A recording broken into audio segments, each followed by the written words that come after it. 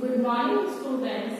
आज हम आपकी बुक भारतीय अर्थव्यवस्था का विकास इंडियन इकोनॉमिक डेवलपमेंट का जो अंतिम अध्याय है चैप्टर 10 कर रहे हैं, जिसका नाम है comparative development experiences of India and it's neighbour. तो भारत और उसके पड़ोसी देशों के बीच तुलनात्मक विकास अनुभव का हम इस चैप्टर का नाम है, जिसका हम स्टडी करेंगे। इस चैप्टर में हम देखेंगे कि भारत और उसके जो नेबरिंग कंट्रीज हैं, बेसिकली यहाँ दो नेबरिंग कंट्रीज की बात की गई है, पाकिस्तान एंड चाइना, उसकी जो पॉलिसीज कैसी रही और भारत की जो इकोनॉमिक पॉलिसीज थी उनका कंपैरेटिव स्टडी करेंगे।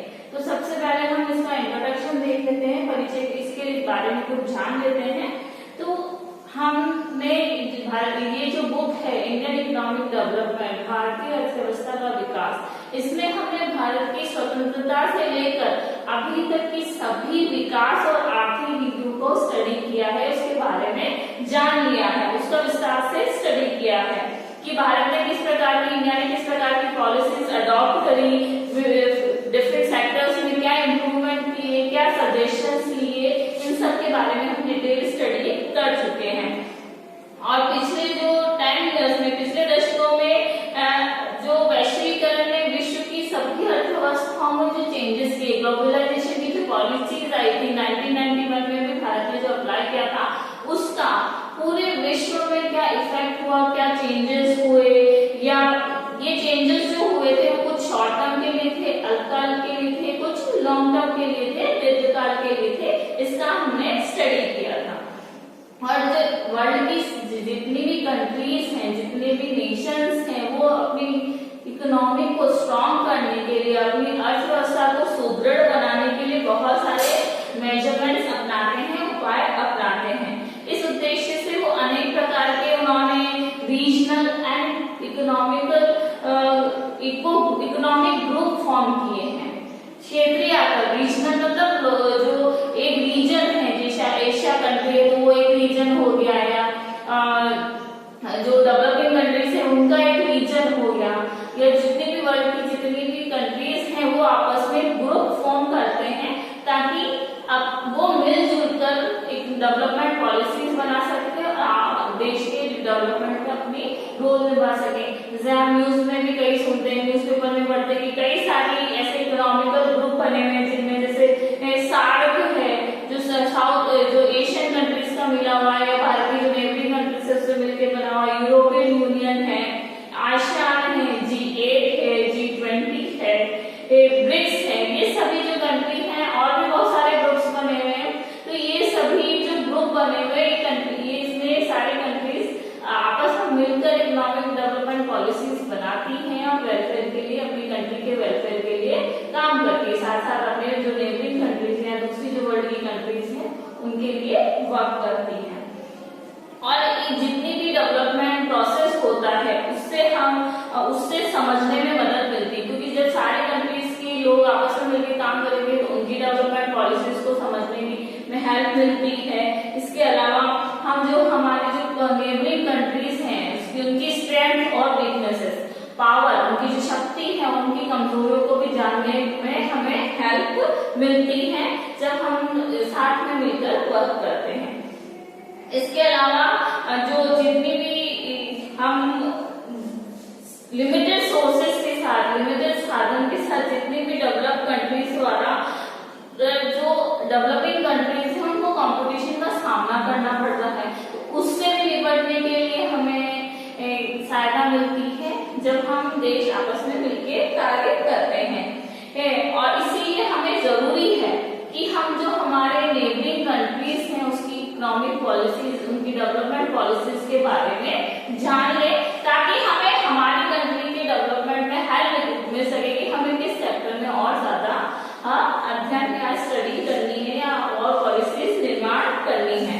इसके अलावा तो हम इसके लिए जो हमारा चैप्टर, क्योंकि हमारे तो बहुत सारे डेवलपिंग कंट्रीज हैं, बहुत सारे नेबरिंग कंट्रीज हैं, लेकिन हम इस चैप्टर में सिर्फ इंडिया, चाइना और पाकिस्तान, भारत के अलावा चाइना और पाकिस्तान के साथ कंपैरिजन को पढ़ेंगे, उनकी डेवलपमेंट पॉलिसीज की कंपैरेटिव स्टडी करेंगे, विकासात्मक नीतियों की तुलनात्मक अध्ययन करेंगे। और इससे क्योंकि चूंकि हमें इंडिपेंडेंस हुए हुए लगभग 70 ईयर्स हो चुके हैं, और जो हमारी डेवलपिंग पॉलिसीज बन रही है वो लगभग 50 ईयर्स से हम उसके आगे ग्रोथ कर रहे हैं। तो हमें देखेंगे कि जो फिजिकल प्रोसेस की संपन्नता से संबंधित समानताओं के बावजूद जो ये तीनों कंट्रीज हैं, यहाँ पे बहुत सारे रिसोर्सेज अवेलेबल है, उनमें बहुत सारी सिमिलरिटीज हैं होने के बाद भी, और 50 ईयर से ज्यादा सेक्युलरिज्म, धर्मनिरपेक्षता और लिबरल कॉन्स्टिट्यूशन, उदारवादी जो संविधान बना हुआ है, उसके बाद भी जो भारत का पॉलिटिकल पावर सिस्टम है और पाकिस्तान का मिलिट्रिस्ट पॉलिटिकल पावर है, मिलिट्रिस्ट मतलब वहां पे मिलिट्री जो है, सैनिक जो है पॉलिटिकल पावर ज्यादा रहती है, और चाइना की जो कमांडेड इकोनॉमी है, जो अधिकारपूर्ण इकोनॉमी है, उसमें कोई सिमिलरिटी नहीं है। वहां के हमारे तीनों कंट्रीज के, इंडिया, चाइना, पाकिस्तान के फिजिकल रिसोर्सेस लगभग सेम है।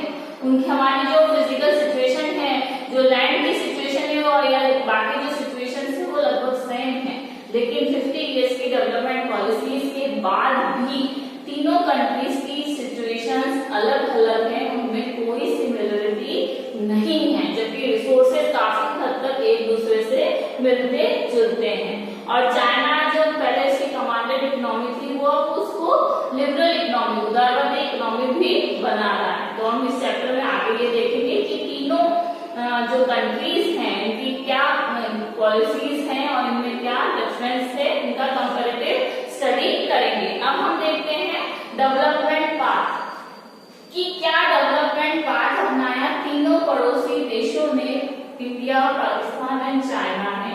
उसका एक चित्रांकन, a snapshot view, development path, a snapshot view, विकास पर एक चित्रांकन। तीनों का एक आउटलाइन रूप में हम देखते हैं कि तीनों कंट्रीज की क्या पॉलिसीज थी। तो हमने इंडिया की इकोनॉमिक पॉलिसीज के बारे में तो पहले ज्यादा पढ़ लिया है, तो उसका हम डिटेल में स्टडी नहीं करेंगे, लेकिन जो चाइना और पाकिस्तान की जो पॉलिसीज थी उसके बारे में हम थोड़ी डिटेल से स्टडी करेंगे। तो इंडिया, पाकिस्तान और चाइना जो तीनों कंट्रीज हैं, इनकी जो डेवलपमेंट पॉलिसीज बनी है, विकास की जो नीतियां बनी है, उनमें काफी सिमिलरिटीज हैं। जैसे तीनों जो कंट्रीज थी उन्होंने डेवलपमेंट पाथ पर एक साथ चलना शुरू किया था, क्योंकि हम जानते हैं कि इंडिया और पाकिस्तान 1947 में एक साथ फ्री हुए थे, और चाइना में पीपल्स रिपब्लिक भी 1949 में एस्टेब्लिश हो गया था, क्योंकि पहले वहां पे किंग रूल चलता था या कमांडिंग रूल था, फिर उसे रिपब्लिक, पीपल्स रिपब्लिक रूप में फॉर्म किया गया, जो कि 1949 में बनना शुरू हुआ था। मतलब हम ये कह सकते हैं कि एक तरह से चाइना भी अपने अंदर की गुलामी से उस समय आजाद हुआ था। तो भारत और पाकिस्तान को 1947 में आजादी मिली थी, और चाइना ने पीपल्स रिपब्लिक जो पार्टी है उसको एस्टेब्लिश किया था 1949। लगभग सिमिलर है, 2 इयर्स का डिफरेंस है। और जो पंडित जवाहरलाल नेहरू है, उन्होंने अपने स्पीच में भी कहा था कि यद्यपि इंडिया और चाइना के बीच थॉट्स में डिफरेंस है, भारत और चीन के बीच विचारधारा में भेद है, लेकिन नए और क्रांतिकारी परिवर्तन एशिया की नवीन भावना और नई शक्ति के प्रतीक है। लेकिन जो न्यू एंड रिवोल्यूशनरी चेंजेस हैं, वो एशिया के जो न्यू फीलिंग्स हैं, न्यू थॉट्स हैं या न्यू पावर है, उसके सिंबल है। उनकी थॉट्स में डिफरेंस है, लेकिन जो डेवलपमेंट हो रहा है, जो चेंजेस हो रहे हैं, वो नई थॉट्स, नई फीलिंग्स और नई पावर के सिंबल है, जो एशिया की बाकी कंट्रीज भी ग्रहण कर रहे हैं, दूसरी कंट्रीज भी उसे एक्सेप्ट कर रहे हैं। और तीनों देशों ने एक ही प्रकार की डेवलपमेंट पॉलिसीज तैयार की थी, मतलब जब से उन्होंने विकास नीतियां बनाना शुरू किया था वो भी एक जैसी थी। जैसे इंडिया की जो भारत की पहली जो पंचवर्षीय योजनाएं थी, जो विकास नीतियां थी, वो 1951-1952 से प्रथम पंचवर्षीय योजना के नाम से शुरू की गई थी। इसी तरह पाकिस्तान ने 1956 में अपना 5 ईयर प्लान बनाया था। उन्होंने भी 1956 से पंचवर्षीय योजनाएं आरंभ की थी। फर्स्ट 5 ईयर प्लान घोषित किया था, जिससे उन्होंने मीडियम टर्म डेवलपमेंट प्लान कहा था। उन्होंने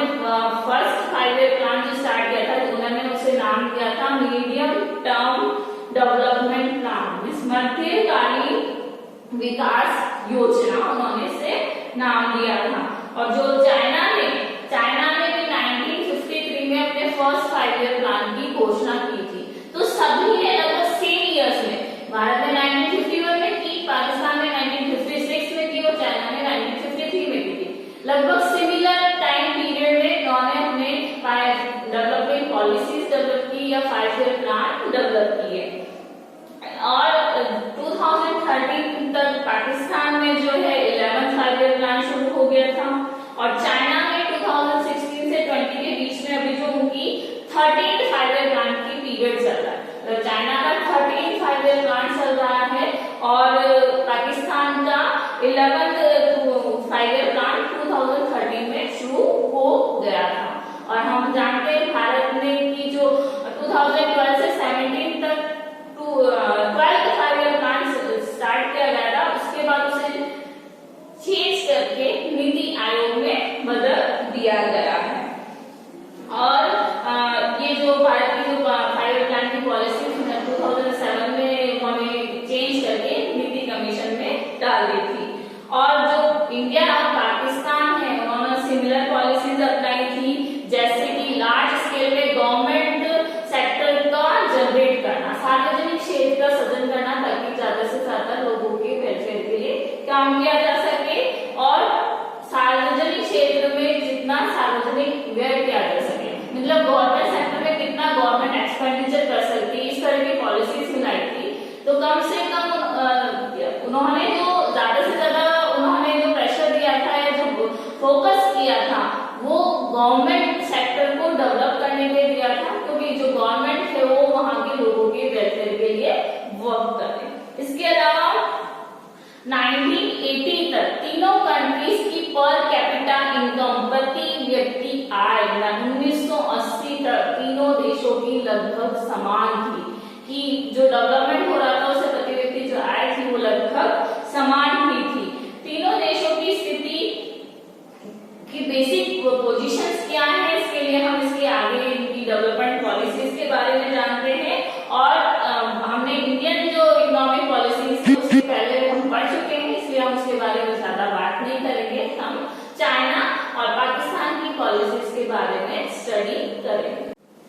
अब हम जो डेवलपमेंट पाथ है, इंडिया के डेवलपमेंट पाथ के बारे में हम पिछले चैप्टर्स में काफी डिटेल से स्टडी कर चुके हैं।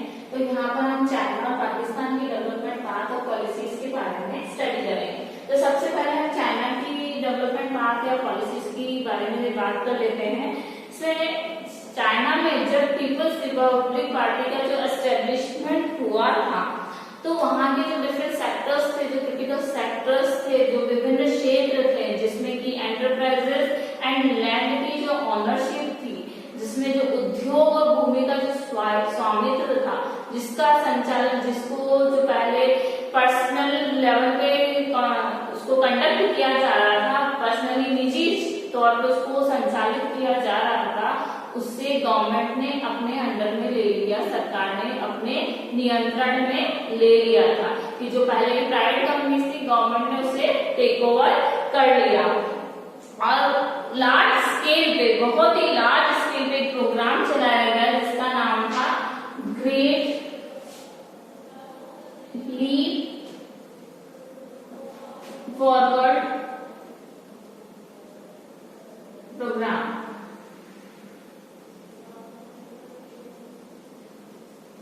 ग्रेट लीप फॉरवर्ड प्रोग्राम, जिसे कि 1958 टू 63 के बीच में इसे चलाया गया था। वैसे तो ये प्रोग्राम 1961 में ही फिनिश हो गया था, लेकिन ऑथेंटिक रूप से इसे 1963 में फिनिश किया गया था या बंद किया गया था। और ये जो प्रोग्राम चलाया गया था, जिसे कि GLF भी बोला गया है शॉर्ट में, इस प्रोग्राम को GLF, इस प्रोग्राम में ग्रेट लीप फॉरवर्ड प्रोग्राम में इसके अंदर में जो मोटिव था वो ये था कि लार्ज स्केल पे, बड़े पैमाने पर इंडस्ट्रियलाइजेशन करना, औद्योगिकीकरण की नीति को अपनाना। और इसके लिए वहां के जो चाइनीज लोग थे, जो चाइनीज पीपल थे, उन्हें अपने घर में ही इंडस्ट्रीज को एस्टेब्लिश करने के लिए मोटिवेट किया गया था कि घर में ही वो उद्योगों की स्थापना करे, इसके लिए प्रोत्साहन दिया गया था। और जो रूरल एरियाज थे, ग्रामीण जो क्षेत्र थे, वहां पर कम्यून सिस्टम को अपनाया गया। कम्यून सिस्टम एक ऐसा सिस्टम होता है जिसमें कि लोग लार्ज लेवल पर एक ही जगह बहुत सारा काम करते हैं, लेकिन डिविडेशन होता है। जैसे कि हम इसे एक एग्जांपल से समझ लेते हैं कि बहुत बड़ा सा खेत है और उसमें उस खेत को कुछ लोगों में बांट दिया जाता है और उससे प्राप्त जो इनकम है, उससे जो इनकम है वो लोग जिस जगह वो काम करे उससे जितनी इनकम हुई वो लोग अपने कंजप्शन के लिए यूज में करते हैं। चाहे उस लैंड का ऑनर कोई भी हो या वो किसी से भी बिलोंग करती हो, लेकिन उस पे जो भी वर्क कर रहा है उस पे उस इनकम का अधिकार होता है। उससे प्राप्त आय को वो अपने यूज में ले सकता है टैक्स चुकाने के बाद। तो रूरल एरियाज में कम्यूनल सिस्टम को अपनाया गया था, जो जिसमें ये था कि सामूहिक रूप से, ग्रुपिंग्स रूप से, जो एग्जाम्पल हमने देखा उसके साथ हम समझ ही गए कि सामूहिक रूप से, ग्रुपिंग से वो फार्मिंग करते थे, कृषि करते थे। और 1958 तक, 1958 तक चाइना में 26,000 कम्यून थे।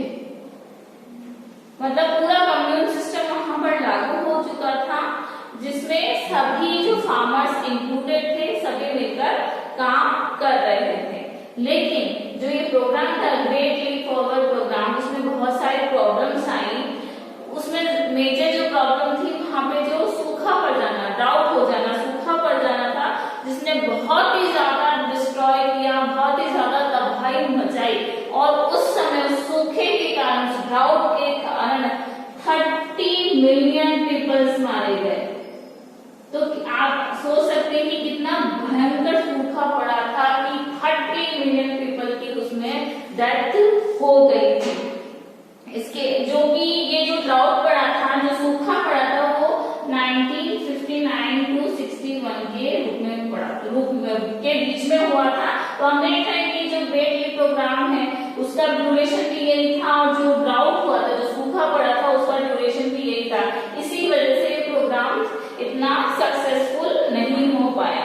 और इसी रशिया और चाइना के बीच में वार हो गई, या वार तो नहीं कह सकते हम, संघर्ष हो गया था, जो उसके कारण जो रूस है उसने जो अपने एक्सपर्ट, जो विशेषज्ञ चाइना में भेजे थे डेवलपमेंट पॉलिसीज के लिए, उन्हें वापस बुला लिया गया।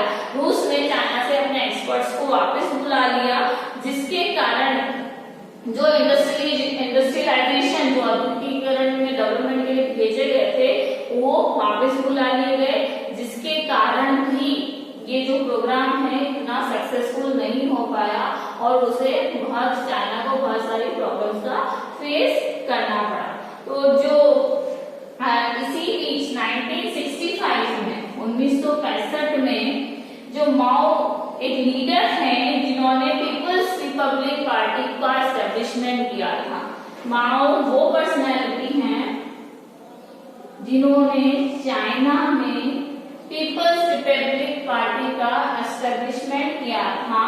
उन्होंने, ये फाउंडर थे उसके, उन्होंने ग्रेट प्रोलेटरेशन, जो कि प्रोलेटरेशन में जो सरबराह कल्चर था, उसकी क्रांति का शुरुआत किया था, जो कि 1966 से, इन्होंने 1966 से 1976 तक एक रेवोल्यूशनरी क्रांति लाई थी, जिसे कि ग्रेट प्रोलेटरेशन, जिसे कि महान सरबराह सांस्कृतिक क्रांति कहा जाता है, उसकी शुरुआत करी थी।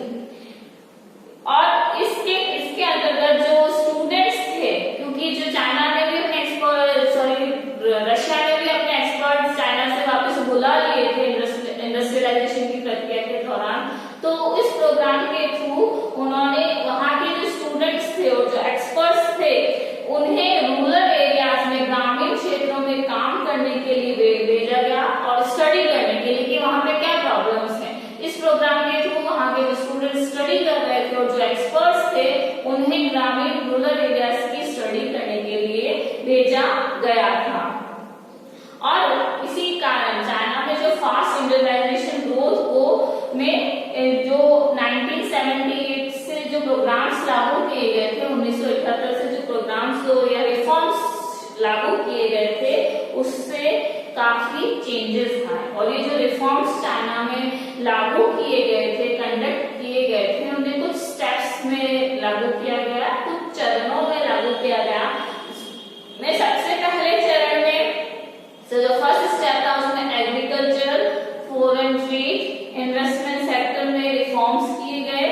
जैसे कि एग्जांपल के तौर पर हम कह सकते हैं कि जो एग्रीकल्चर सेक्टर था उसमें कम्यून जो लैंड थी, कम्यून प्रोग्राम के बारे में हमने अभी पढ़ा था, जो कम्यून लैंड्स थी उन्हें छोटे छोटे लैंड्स में बांट दिया गया, छोटे छोटे भूखंडों में बांट दिया गया, जिन्हें अलग अलग फैमिलीज को अलॉट किया गया। क्योंकि कम्यून हमने देखा कि कम्युनिटी ग्रुप होता है जो अपनी अर्निंग्स को शेयर करता है, तो उस पूरे लैंड को डिस्ट्रीब्यूट किया गया फैमिलीज में और लोगों ने वहां पर मिलकर फार्मिंग की और उससे जो भी अर्निंग्स हुई उन्होंने टैक्स चुकाने के बाद अपने पास रख ली थी। तो ये जो लैंड जो बांटे जाते थे कम्यून सिस्टम के दौरान डिफरेंट फैमिलीज को, उसमें वो उस लैंड के ऑनर नहीं होते थे, उसका स्वामित्व उनके पास नहीं होता था, सिर्फ वो उस लैंड पे काम करते थे, उस भूमि पे वो काम कर सकते थे। उसके लिए वो उन्हें यूज करने के लिए वो लैंड दी गई थी, ना कि ऑनरशिप के लिए। तो उस लैंड से, कम्यून लैंड से जितना भी उन्हें इनकम होता था उसमें से वो टैक्स चुकाते थे और बाकी इनकम खुद के यूज के लिए रख लेते थे। और नेक्स्ट जो स्टेप है, पहले स्टेप में तो कम्यून सिस्टम या एग्रीकल्चर सेक्टर को ज्यादा या फॉरेन ट्रेड या इन्वेस्टमेंट को ज्यादा एम्फसाइज किया गया। और नेक्स्ट स्टेप में इंडस्ट्रियलाइजेशन सेक्टर में रिफॉर्म्स करने स्टार्ट किए कि जो औद्योगिक क्षेत्र हैं उनमें सुधार करना उन्होंने आरंभ किया। इसके लिए उन्होंने जो वहाँ के शहर थे, जो जनरल टाउनशिप्स थी या विलेज एंटरप्राइजेस थे या जो ग्रामीण उद्योग थे, उनके निजी क्षेत्र की उन फर्मों को वस्तुओं उत्पादित करने की अनुमति थी जो वहाँ के स्थानीय लोगों के ऑनरशिप और संचालन के अधीन थी। मींस जो ये रिफॉर्म्स इंडस्ट्रियलाइजेशन का जो रिफॉर्म उन्होंने स्टार्ट किया उसमें चाहे जो टाउनशिप थी वहाँ की या जो विलेज एंटरप्राइजेस थी, उनमें से उन्हीं से जो प्राइवेट सेक्टर को, उन्हीं प्राइवेट सेक्टर्स को काम करने दिया गया जो वहाँ के लोकल थे। मतलब बाहर से आकर, बाहर की कंट्री से आकर वहां पे कोई भी प्राइवेट फैक्ट्रीज या फर्म्स नहीं डाल सकता था। सिर्फ उस कंट्री के, चाइना कंट्री के जितने भी प्राइवेट लोग थे उन्हें ही उन फर्म्स में गुड्स को प्रोडक्शन करने की परमिशन दी, जो कि वहां के लोकल लोगों के ऑनरशिप में थे और वो ही उन्हें कंडक्ट कर रहे थे। मतलब चाइना के अंतर्गत ही वहां के प्राइवेट लोग, चाइनीज लोग ही वहां पे प्राइवेट इंडस्ट्रीज डाल सकते थे, बाकी और कोई भी कंट्री के लोग वहां पे कोई अपनी प्राइवेट इंडस्ट्री नहीं एस्टेब्लिश कर सकता था। और इनमें से उद्यमों को जिन पर सरकार का स्वामित्व था उन्हें स्टेट ओन एंटरप्राइजेस कहा गया। और कुछ तो प्राइवेट सेक्टर के हो गए जो कि वहां की ही लोकल कम्युनिटीज का कंडक्ट किए जा रहे थे, और बाकी की जो इंडस्ट्रीज थी जो कि गवर्नमेंट के हैंडओवर थी उन्हें एसओईज कहा गया। उन्हें एसओईज का नाम दिया गया, जिसे स्टेट ओन एंटरप्राइजेस, जो सरकारी नियंत्रण में एंटरप्राइजेस थे वो नाम दिया गया, जिन्हें भारत में सार्वजनिक क्षेत्र, गवर्नमेंट सेक्टर्स की इंडस्ट्रीज कहा जाता है। और भारत में सार्वजनिक क्षेत्र की इंडस्ट्रीज कहा जाता है, लेकिन जो ये इंडस्ट्रीज एस्टेब्लिश हुई चाइना में, चाहे वो प्राइवेट सेक्टर में थे चाहे गवर्नमेंट सेक्टर में, उनमें आपस में कंपटीशन का सामना उन्हें करना पड़ा था। इसके अलावा जो रिफॉर्म्स प्रोसेस लागू हुआ था उसमें दोहरी कीमत प्रणाली, डबल प्राइसिंग सिस्टम लागू किया गया था। तो इस डबल प्राइसिंग सिस्टम का मीनिंग ये था कि प्राइसेस का जो कंडक्ट करने का जो प्रोसेस था वो दो प्रकार से किया जाता था। जो कीमत निर्धारण की जो प्रणाली थी उसे दो प्रकार से लागू किया जाता था, दो प्रकार से कंडक्ट किया जाता था। वहां के जो फार्मर्स थे और इंडस्ट्रियल यूनिट्स थी, जो किसान थे और जो औद्योगिक इकाइयां थी, उनसे ये होप की जाती थी, उनसे ये अपेक्षा की जाती थी कि वो जो सरकार ने जो प्राइसेस फिक्स की हैं, जो सरकार ने अपनी कीमतें निर्धारित की हैं, उसी के आधार पर उनके इनपुट और आउटपुट की मात्राएं डिसाइड होंगी। कि जितने भी फार्मर्स होते थे, जितने भी इंडस्ट्रीज होती थी, वहां की जो गवर्नमेंट जो प्राइसेस डिसाइड करती थी उसी के अकॉर्डिंग, और वो जो क्वांटिटी डिसाइड करती थी, जितने इनपुट और आउटपुट गवर्नमेंट डिसाइड करती थी, उसी के अकॉर्डिंग उन्हें परचेज करना होता था और सेल करना होता था।